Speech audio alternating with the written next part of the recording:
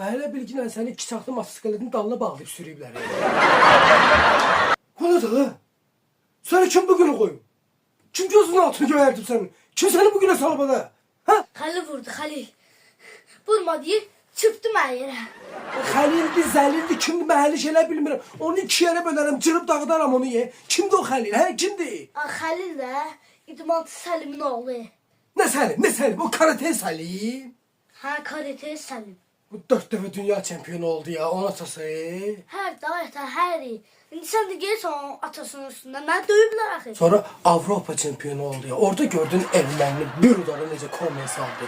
Bu yaxında qəzetdən oxuyuram ki, hələ indinin özünə qədər komadadır erməniyə. Artıq bildim, gedirsən atasının üstünə gedək. Oğlum, ağzımda sənə deyirəm ki, bir udara adamı komaya salır. Mən bir ailə başçısıyam. Mən gələcək ad günlərimi, xeyir işlərimi komada qeyd eləmək istəmirəm. Gedin öpüşün, barışın, görüşün.